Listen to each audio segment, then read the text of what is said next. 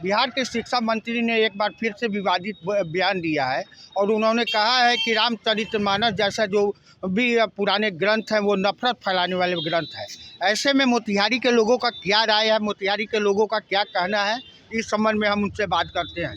जी, बिहार के शिक्षा मंत्री ने ये कहा है कि रामचरितमानस जो है वो नफरत फैलाने वाला ग्रंथ है। इस संबंध में आपकी क्या प्रतिक्रिया है? अब कहने को तो वो शिक्षा मंत्री हैं, अब उनकी बुद्धि भ्रष्ट हो गई हो तो इसको कौन क्या कह सकता है। रामचरितमानस भारतीय संस्कृति में एक जीवन पद्धति है। रामचरितमानस केवल हमारा आध्यात्मिक पुस्तक नहीं है, वो बिल्कुल एक जीवन पद्धति है कि किस उम्र में और किस रिश्ते में कि व्यक्ति का क्या कर्तव्य है, इसका बोध हमें कराता है।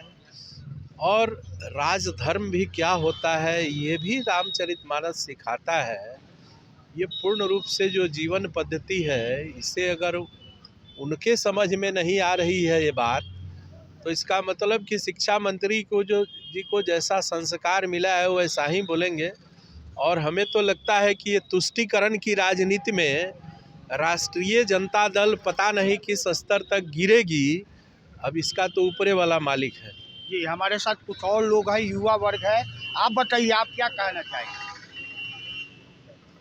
आप वैसे शिक्षा मंत्री की बात कर रहे हैं, जब उनकी सरकार थी तो केवल क्राइम कितना बिहार दहशत में था, अच्छे लोग बिहार छोड़ रहे थे, और जिनके जो डिप्टी सीएम है वो 8वां पास हो, उनसे आप रामचरितमानस की उम्मीद कर रहे हैं। रामचरितमानस बहुत ही पवित्र है और इन अपवित्रों से यही सुनने को मौका मिलेगा।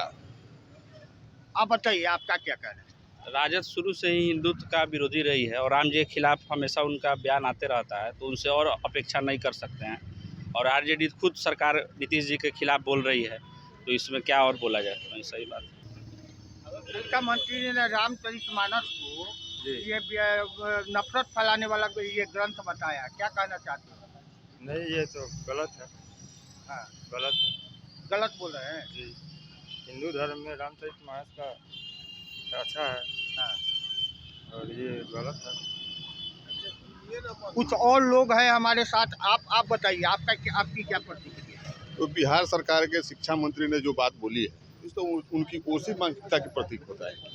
आज हिंदुत्व का और श्री राम भगवान का जो जीवनी जिस ग्रंथ में लिखा हुआ है, उस पर उतना बड़ा उन्होंने जो टिप्पणी किया है, यह तो देश और राज्य का दुर्भाग्य है कि वैसे आदमी को शिक्षा मंत्री बनाया गया है।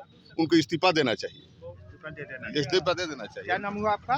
पप्पू पांडे मेरा नाम हुआ। आप बताइए, आपकी क्या प्रतिक्रिया? हम तो यही कहें कि अगर रामचरितमानस से प्रेरणा लिए रहते उनके सुप्रीमो राजद सुप्रीमो लालू जी, तो आज उनका पार्टी नहीं टूटता, उनका परिवार नहीं टूटता। एक भाई दूसरे भाई को सत्ता से हटाने के लिए षड्यंत्र कर रहा है, लेकिन रामायण में है एक भाई दूसरे भाई के लिए अपना सत्ता त्याग कर जंगल तक चले गए और एक भाई ने उसके खड़ाऊ की पूजा किया। तो परिवार क्या है, किस तरह से है, संगठित रहना तो रामायण में दिखाया गया है ना। उन्होंने बोला है नफरत एकदम बिल्कुल। रामायण तो परिवार को जोड़ता है, भाई हो तो भरत जैसा, लक्ष्मण जैसा, पत्नी हो तो सीता जैसी, पुत्र हो तो राम जैसा आज्ञाकारी। ये सब चीज़ तो हम लोग को आजकल सीख कर परिवार को संगठित कर रहे हैं इस कलयुग में। उनकी एकदम घोर निंदा करते हैं हम लोग। तो ये थी मोतिहारी के लोगों की प्रतिक्रिया, जिनका साफ साफ इन लोगों ने विरोध किया है। यहाँ के जो शिक्षा मंत्री हैं उनके वक्तव्य का विरोध किया है।